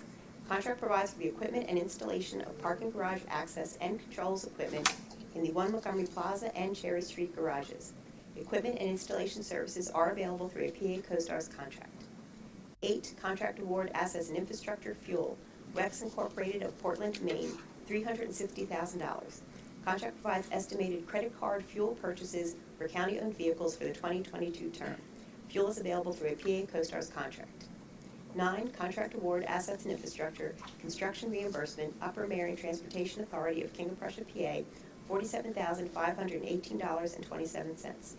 Contract provides reimbursement costs to Upper Marion Transportation Authority for the replacement of Church Road Bridge in Upper Marion Township. 10, contract award, Health and Human Services, training services. NATEI Incorporated of Mine Hill, New Jersey, $25,500. Contract provides an accredited lead abatement training provider to conduct a training course for program participants to become certified in assessing homes located in Lansdale and Pottstown boroughs. RFP 2212 was viewed by 10 providers with 3 responses received. Contract is awarded to the highest rated provider. 11, contract award, Health and Human Services consultants. Triad Associates of Vineland, New Jersey, $192,760. Contract provides a technical assistance consultant for federal, state, and county community development programs. RFP 2219 was viewed by 28 providers with 2 responses received. Contract is awarded to the highest rated responder. Contract is for a period of 29 months with 1 optional annual renewal term. 12, contract award, human resources, recruitment services, Circa of Milwaukee, Wisconsin, $32,985. Contract provides online employee recruitment services. Circa's technology will automatically pull postings from the county's job board and push all county posted positions to over 600 diversity-based job sites. Contract is for a period of 3 years. Service platform is proprietary. 13, contract award, human resources, employment search services, multiple providers. Contract provides professional search firms to provide recruitment services in order to expedite the hiring process for executive and professional level full-time permanent position vacancies. RFP 2217 was viewed by 58 firms with 10 responses received. Contracts are awarded to the highest rated responders. Contract is for a period of 5 years. Awarded firms: Recruiting Seuss International of Katy, Texas, the Act One Group Incorporated of Terrence, California, InstaServe LLC of Waco, Texas, Aegis Endeavor LLC of Grand Marseille, Michigan, and Cogent Infotech Corporation of Pittsburgh, PA. 14, contract award, Information and Technology Solutions software. OpenSense Incorporated of San Francisco, California, $60,000. Contract provides for email standardization and e-stationery software. Contract is for a period of 3 years. Software is proprietary. 15, contract award, Information and Technology Solutions software. SHI International Corporation of Somerset, New Jersey, $30,672.22. Contract provides the Nova 4 network security software. Software is available through a PA CoStarz contract. 16, contract award, Information and Technology Solutions, licensing and support, CDW Government of Vernon Hill, Illinois, $72,539.55. Contract provides election network DNA software subscriptions and Cisco SmartNet hardware support services. Services are available through a PA CoStarz contract. 17, contract award, juvenile probation equipment, Whitmer Public Safety Group of Coatesville, PA, $28,658.60.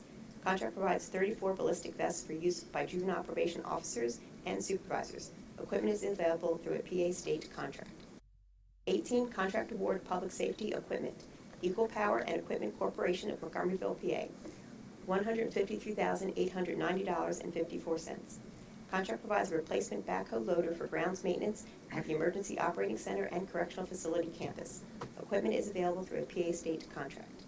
19, contract amendment, Information and Technology Solutions, fiber connectivity, Crown Castle Fiber of Warrington, PA, $270,063.81.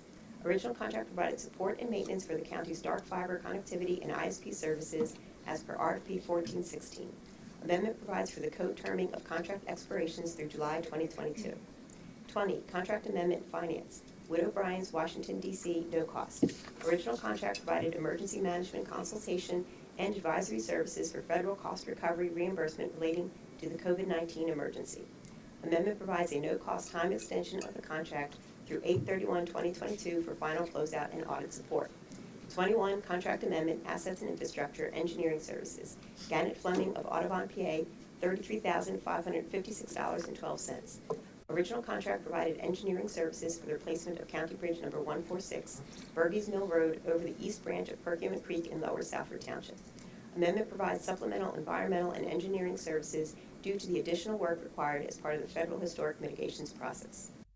22, contract amendment, Planning Commission, supplemental reimbursement agreement, $1,953,600. Contract is between PennDOT and Montgomery County to provide funding for the agreement reimbursement according to state aid parameters for 80% of project costs toward the Ridge Pike Bridge over the Turnpike.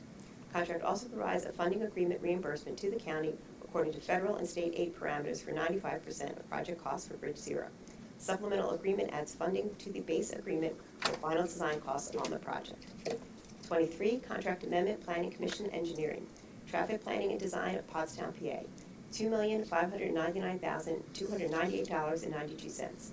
Original contract provided design services for the Ridge Pike Improvement Project from School Road to Belvoir Road in Plymouth Township. Amendment provides for anticipated final design and construction services.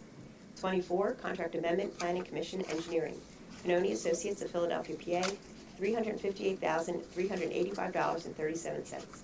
Original contract provided engineering services for the construction of Ridge Pike Section B. Amendment provides for anticipated construction service costs during construction. 25, contract amendment, purchasing, software, Bonfire Interactive Limited of Kitchener, Ontario, $19,450. Original contract provided the electronic solicitation bidding and evaluation platform. Amendment provides one additional license for the remainder of the 5-year contract term. 26, contract amendment, public safety truck, G.L. Sayer Peterbilt of Conshohocken, PA, $3,411.78. Original contract provided a 28-foot box truck for public safety. Amendment is due to increased raw material costs from the vehicle manufacturer. 27, there are 3 contract renewals and 7 amendments for health and human services. Providers and services are listed at the end of the agenda and in the back of the room. Thank you, Ms. O'Malley. I hope you have a drink. Yes. Thank you. I will move to approve the preceding awards of contract as described by the Deputy Chief Operating Officer, Ms. Barbara O'Malley, and to authorize the proper county officials to execute the same, subject to the approval of the county solicitor. Is there a second? Second. Second by Commissioner Lawrence. Any board comments? All right, hearing none, we'll move to a vote. Are there any negative votes? Hearing none, motion carries. Next, we will have awards of contract under emergency procurement for Hurricane Ida. Yes. 1, contract award for assets and infrastructure equipment, Williams Scotsman Incorporated of Baltimore, Maryland, $60,000. Contract provides delivery, setup, and estimated rental fees for a mobile office unit located at Lower Perkiomen Valley Park. The mobile office unit is necessary due to the destruction of the maintenance building which occurred during Hurricane Ida. 2, contract award, assets and infrastructure, engineering, Alloy 5 LLC of Bethlehem, PA, $66,125. Contract provides for design and engineering of a maintenance building to be constructed at Lower Perkiomen Valley Park to replace buildings destroyed during Hurricane Ida flooding. RFP 2222 was viewed by 60 firms with 5 responses received. Contract is awarded to the highest rated responder.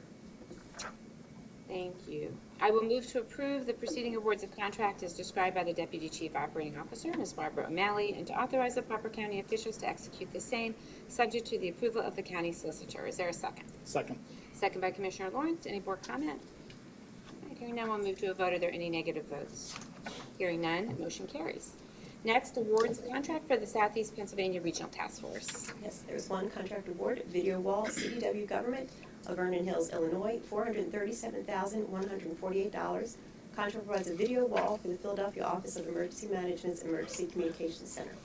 Hardware and software is available through a Sourcewell cooperative contract. 2, contract renewal, maintenance and support, Celix ES Incorporated, LSAG ALPR, ANPR Solutions of Greensboro, North Carolina, $47,988.99. Contract provides an automatic license plate reader maintenance and support agreement for the regional counties. Equipment is proprietary to the vendor. 3, contract award equipment, Celix ES Incorporated, LSAG ALPR, ANPR Solutions of Greensboro, North Carolina, $38,690. Contract provides automatic license plate readers for the regional counties. Equipment is proprietary. Thank you. I will move to approve the preceding awards of contract on behalf of the Southeast Pennsylvania Regional Task Force as described by the Deputy Chief Operating Officer, Ms. Barbara O'Malley, and to authorize the proper county officials to execute the same subject to the approval of the county solicitor. Is there a second? Second. Second by Commissioner Lawrence. Any board comment? Hearing none, we'll move to a vote. Are there any negative votes? Hearing none, motion carries. Thank you, Ms. O'Malley. Any closing commissioner comments? No? Okay. Then I will announce that the next Board of Commissioners meeting will be held April 21st, 2022, and that we have an election board meeting immediately following the salary board meeting, which comes next. And I will take a motion to adjourn the April 7th, 2022 meeting of the Montgomery County Board of Commissioners. Is there a second? Second. Second by Commissioner Lawrence. Any board comments? Hearing none, move to a vote. Any negative votes? Meeting is adjourned. I'll invite Mr. Landauer, who is representing the Controller's Office this morning, to the dais, and we'll begin salary board. Ms. Pardieu.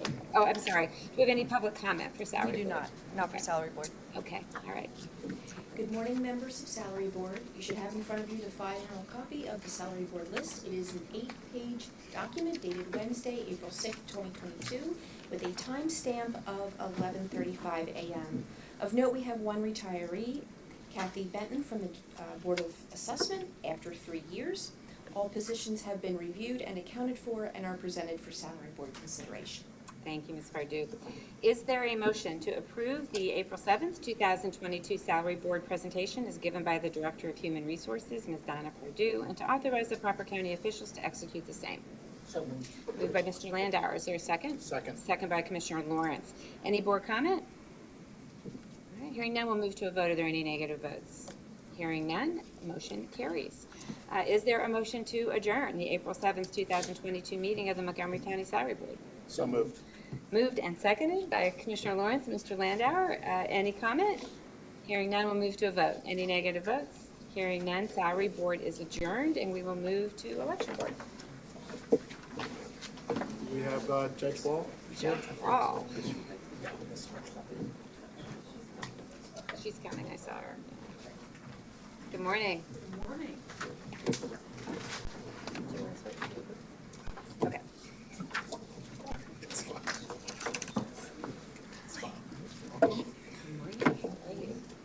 Okay, I am going to call to order the April 7th, 2022 Election Board meeting. We'll start with Election Board comments. I'd like to welcome the Honorable Judge Kelly Wall from the Common Pleas Court, who will be joining Election Board. Are there any other Election Board comments? Okay, well now I'll take public comments on agenda items limited to 2 minutes, and the same rules apply as for the Commissioners meeting.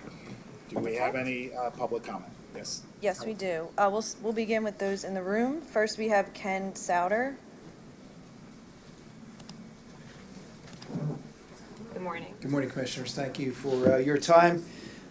Still concerned about the elections, and obviously something very serious to our republic. And I'd like to say my name is Ken Souter. I'm from North Wales, Pennsylvania. So Is this a, I know you're not allowed to ask questions, but I will show the audience listening, wondering if this is a violation of elections. This is what you call ballot harvesting. This is somebody who is stuffing, it looks like, who knows, maybe 20, 30 ballots into one drop box. Clearly a violation of our election laws, doesn't do much to engender confidence in this particular body and our board unless they would prosecute this as a election crime. Let me remind you what Mr. Lawrence had said back in 2020 as he was seeking to counter the false narrative that our election would be rigged. And he was on an interview with KYW News Radio, and I quote, Ken Lawrence, County Commissioner and Chair of the Board of Elections, said voters should start getting their requested mail-in ballots in the coming days, and that they found no evidence of any interference or fraud. Fraud. This is fraud. Certainly, if we did, we would report that, and the people involved would be prosecuted to the fullest extent of the law. Did you not say that, sir?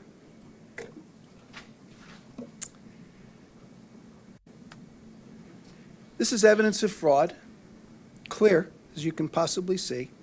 Harvesting ballots in Pennsylvania is illegal, carries with it 1 year in prison and a $1,000 fine. You know, people see this and they just cringe. We're looking to you to uphold the law of the land, which you have sworn that you would do.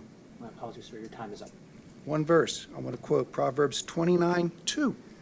When the righteous are in authority, the people rejoice. But when the wicked bear rule, the people mourn. The people are mourning. Thank you. Next, we have Joe Ferrero. He left. Okay, next, we have, excuse me, I can't read the writing. Tom Moses. Thank you. Tom Moses, Skipback Township. First of all, I'd like to cite, currently, Act 77 has been found to be unconstitutional. However, since Attorney General Shapiro sued on behalf of Governor Wolf and the Democratic Party, there's a current stay on there.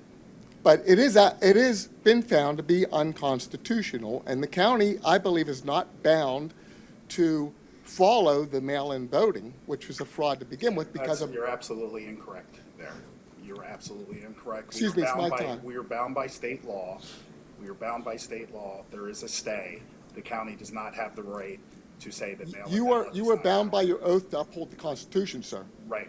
That's correct. And it has not The been reason declared why- unconstitutional the reason why it until was- the Supreme Court makes a determination of Please that. put my time on hold. The reason why it was a county commissioner who sued because he could not certify the election without violating his constitutional duty. Your power comes from the Constitution, not by an election. Your election gives you the privilege to serve the position, but the power of your office comes from this Constitution. Now, I'm not here to discuss whether we got the vote on Act 77 or not, but I'm here to discuss something else more important than that, a bigger reason why it's unconstitutional. Please put another minute on my time, please. May I? No, he stopped the time. You have the remaining time. You're You not talked getting half of another my minute. time. Article 7, Pennsylvania Constitution, Section 4, Method of Elections, Secrecy in Voting. All elections by citizens shall be by ballot or by such other method as may be prescribed by law, provided the secrecy in voting be preserved. Now, none other than our dearest Hillary Clinton. Sir, your time is up. I have more time. He spoke half my time. I will finish briefly. Hillary Clinton stated after she lost the election to Donald Trump, she stated Not that security to come forward. that wives were told how to vote for their husbands. You cannot guarantee who's filling out a mail-in May I ask you to vote. step down? You cannot guarantee how to fill in a mail-in vote. Thank you. Thank you.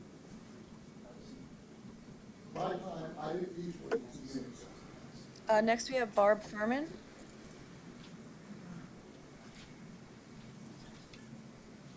Barb Furman, New Hanover Township.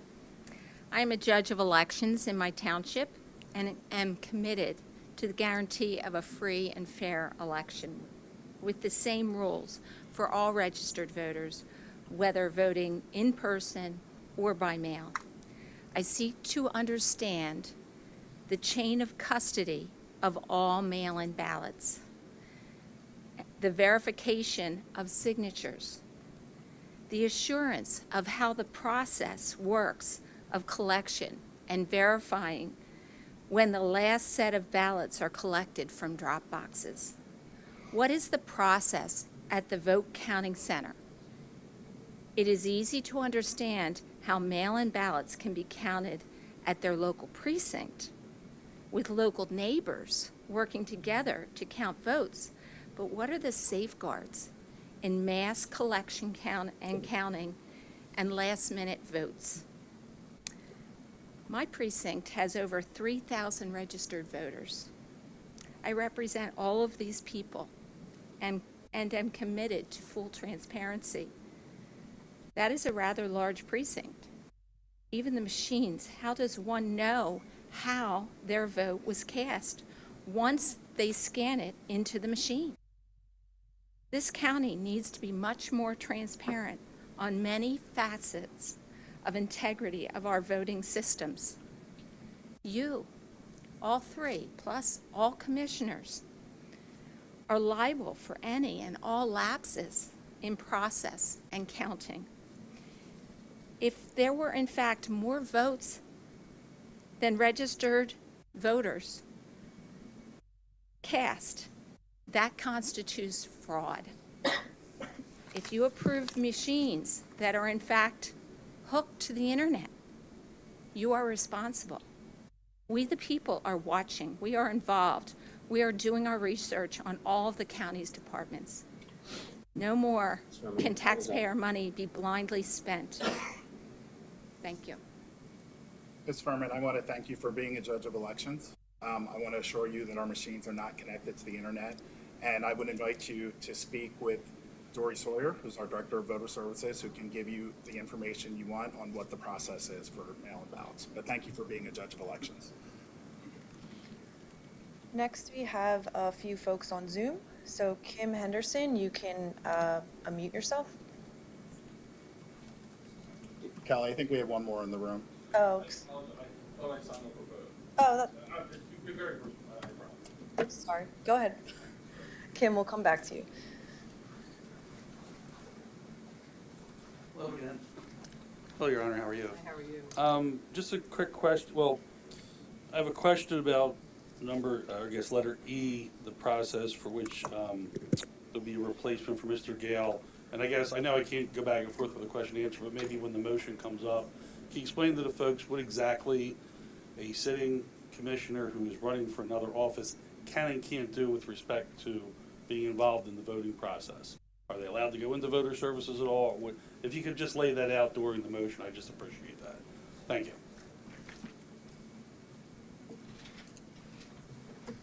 Okay. Did we have anyone else in the room? Okay. We'll go to those logged in by Zoom. Kim Henderson, you can unmute yourself.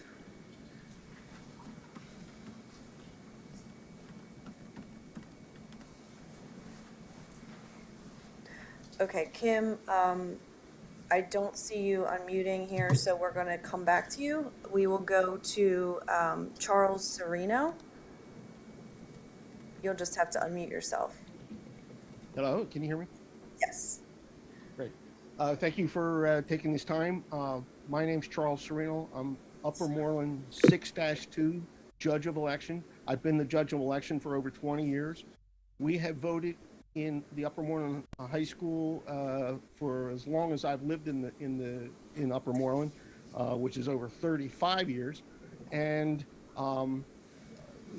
the election services is recommending that they relocate our polling location to the YMCA, which is around the corner from where we're at. So it's not not a travel problem, but there's tremendous issues with that location. There's the only room that they have that's big enough to house Upper Moreland 6-1 and 6-2 is the gymnasium. They're only willing to give us half of the gymnasium, and the other half will still be active for the members to use. They're not shutting the facility down for the day like the high school does. And there's going to be a lot of noise. There's going to be a lot of distractions.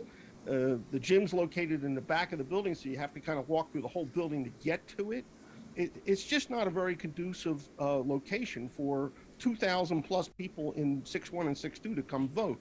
And we have that kind of turnout on a national election kind of day. It's a real concern for the voting people to continue down this path. And I urge you to not vote for this now and let us figure out a way to fix this problem on our own or with working with voter services and not do this, just because it seems like a good idea. Thank you.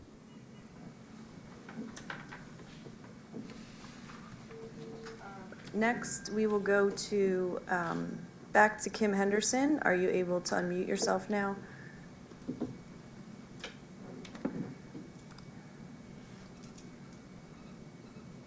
Okay, Kim, we can't hear you if you're talking. We'll go to... Wait, I'm here. Okay, sorry, go ahead. It wouldn't let me unmute. I was like, wait a minute. Okay, go ahead. Okay, hi, Kim Henderson, East Norton 2-4 precinct. We the people have questions, statements, and requests about the ballot boxes. Even MSN, like Channel 69 Berks News, is now talking about voter fraud related to mail-in ballots, which was also a source of, I believe, 4% adjudication. In a county of 63 municipalities and 404 precincts, why were there only 11 drop boxes? Why do they get placed in their chosen locations? What kind of security and chain of custody happens with these boxes? Apparently the boxes have some kind of video recordings, perhaps for security, but then who reviews them? When I vote in person, I sign the voting book and I get one vote. I cannot vote for my husband or my kids who might be running late. I can only vote for myself. I checked the county site last night, and as of yet, the locations have not been decided. According to Jonathan Marks, Deputy Secretary of Elections and Commissions, PA Department of State, said yesterday at the House State Government Committee public hearing that the state gives no guidance, nor does the statute. He said it goes to the county about the ballot boxes. Since Act 77 gives ample time to get mail-ins and absentees in, why are we using these drop boxes? We the people recommend the deadline to request a mail-in box, a ballot, at least 2 weeks ahead of time, not 7 days. We the people demand to cease utilizing drop boxes based on lack of security, lack of chain of custody, and possible discrimination that the boxes are not located in every township and in every precinct. Lastly, I was corrected in the commission's meeting about the Board of Elections certifying the election. At the time of 2020, Gale was on the Board of Elections as well. And now I understand because he's on the ballot that now Judge Wall is here. And Judge, welcome. Just wanted to state that. Thank you.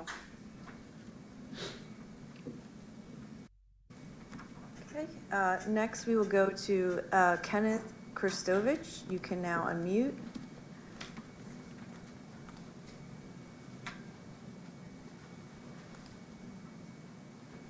Good morning, this is Ken Christovich. Good morning. Can you hear me? Yes. Oh, thank you. I have been the elected judge of elections in East Norton 1-4 for more than a decade now. And I called this morning to express my full support for the testimony and evidence presented by Elizabeth Priade-Havey, who is the chairman of the Montgomery County Republican Commission who appeared before you, or committee who appeared before you recently. In the 2020 election, 88% of the registered voters in my precinct filed ballots. A large percentage, I think about, 60% appeared in person. 40% sent in Act 77 no excuse mail-in ballots. I was denied, after several requests, I was denied the opportunity as the elected judge of East Norton 1-4. I was denied the opportunity to tabulate those ballots. I didn't see any signatures, comparisons to books, etc., and so forth, and various excuses were made to me. So the results of that particular election presented statistical anomalies that defied scientific explanation. I mean, it just statistical anomalies. Okay, I'm not satisfied that no excuse mail-in ballots are fair or accurate, or I think that it leads to opportunities of harvesting and influencing that just doesn't lead to fair elections. So I encourage this board to fully investigate and respond to Elizabeth Priet-Havey's Mr. Christovich, your time's up. testimony. Thank you very much for your time, and good day. Thank you for being a judge of elections, Mr. Christovich. That concludes our public comment. Okay. As a result of Commissioner Gale's candidacy for governor and that he will be on the ballot in the 2022 election cycle, we've reorganized. Oh, the minutes. I will make a motion to approve the October 28th, November 22nd, and November 29th, 2021 minutes of the Montgomery County Election Board. Is there a second? Second. Is there any board comment? Hearing none, we'll move to a vote. Is there any negative votes? Minutes are approved. As I was saying, Commissioner Gale will not be serving on the election board due to his candidacy. The Honorable Kelly C. Wall has been appointed to fill the vacancy. And due to Commissioner Gale's candidacy, the vice chair position is now vacant. And I will make a nomination for Dr. Arkoosh to fill the vice chair vacancy. Is there a second? Second. All right. Is there any board comment? Hearing none, we'll move on to a vote. Are there any negative votes? You're not going to vote? Okay. Motion passes. Next agenda item, appointment of delivery support personnel for the 2022 election cycle. Ms. Sawyer. Good morning, Election Board. The Pennsylvania Election Code gives the board the authority to delegate their responsibilities to representatives authorized to act on their behalf. You have been provided a document titled 2022 Election Cycle Delivery Support Personnel, and I am requesting the board vote to approve the people named on that list to serve as delivery personnel for election-related materials for the 2022 election cycle.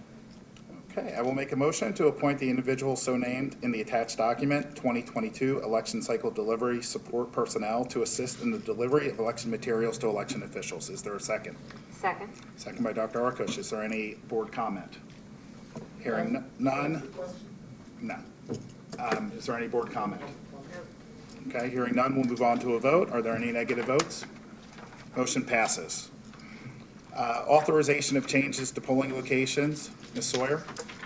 I am also here to request authorization for the relocation of 10 polling locations for the 2022 primary election to take place on May 17th, 2022. The Board of Elections is given the authority by the Election Code to relocate polling places as they see fit, and today I'm seeking approval of the board to relocate 10 polling places. These locations are attached to the agenda on a sheet titled April 7th Polling Place Relocations, and the relocations are as follows. Abington 14-2, currently at the Roslyn Firehouse, moving to Roslyn Elementary School. The firehouse is under construction. Cheltenham 3-1, currently at Wyncote Elementary School, moving back to All Hallows Church. This is where it was prior to the pandemic. We'd like to ease the burden on the elementary school. Cheltenham 5-1, currently at Gratz College, moving to the Lamont Community Center. Gratz College does not have space available for us for the primary. Lower Gwynedd 1-1, currently at the Gwynedd Mercy University East Campus, would like to move it to the Church of the Messiah. The East Campus is no longer part of the college. We were unable to secure space in that facility and have therefore moved it to would like to move it to the Church of the Messiah. Lower Marion 7-2 and 7-3, moving to Temple Beth Hillel, or currently at Temple Beth Hillel Beth El Synagogue. Moving to Penwyn Elementary School due to some scheduling conflicts at the synagogue. Upper Marion Candlebrook 2, moving from Upper Marion High School to Candlebrook Elementary because the high school is slated for demolition. Upper Marion Gulf 2, currently at the Temple Brith Achim's Synagogue, moving to Gulf Elementary School. This is just a larger space at the elementary school, better suited to host 2 precincts than the synagogue. And finally moving Upper Moreland 6-1 and 6-2 from Upper Moreland High School to the Willow Grove YMCA. We are requesting this move because the building that Upper Moreland 3-1 and 3-2 have been in the 2021 primary was no longer available.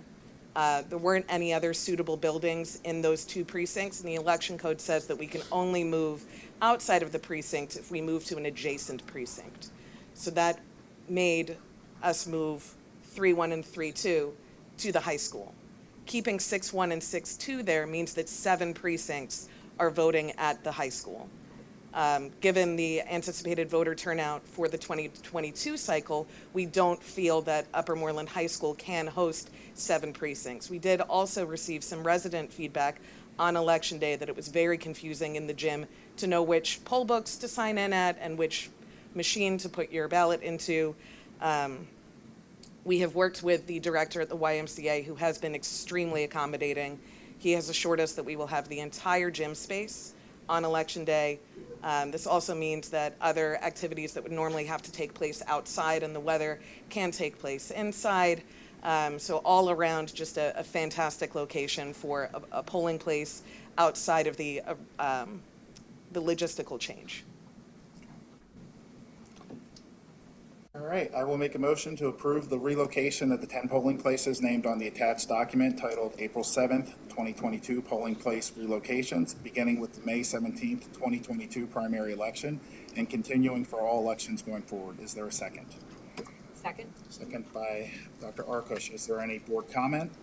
So, Mr. Just to make sure I understand this correctly. So you needed to move 2 precincts into the gym in Upper Moreland. I mean, into the high school in Upper Moreland. Correct. Which put then a total of 7 precincts there? Correct. And we did that for the 2021 general election, which had a much lower turnout than what we were anticipating for this entire election cycle. And it was Correct. It is, Got it. when we have multiple precincts in a polling location, it can be confusing to voters as to which table to check in at. And what was the reason for that original move? The location that 3-1 and 3-2 were in could no longer accommodate on election day. So 3-1 and 3-2 did not have a polling location. We could not just simply move them to the YMCA because it's not an adjacent precinct. And both parties have been? Correct, yes. Consulted. Both parties have been consulted and informed, and proper notice was posted at all locations. Okay. Any other comments? Hearing none, we'll move to a vote. Are there any negative votes? Motion passes. Are there any closing board comments? All right, I'll announce our next meeting will be April 21st, 2022, immediately following the Board of Commissioners meeting, and I'll take a motion to adjourn the April 7th, 2022 meeting of the Montgomery County Board of Elections. So moved. Moved by Commissioner Arkoosh. Is there a second? There's a second. Seconded by Judge Wall. Any board comment? All right, hearing none, we'll move on to a vote. Are there any negative votes? All right, meeting adjourned. Thank you.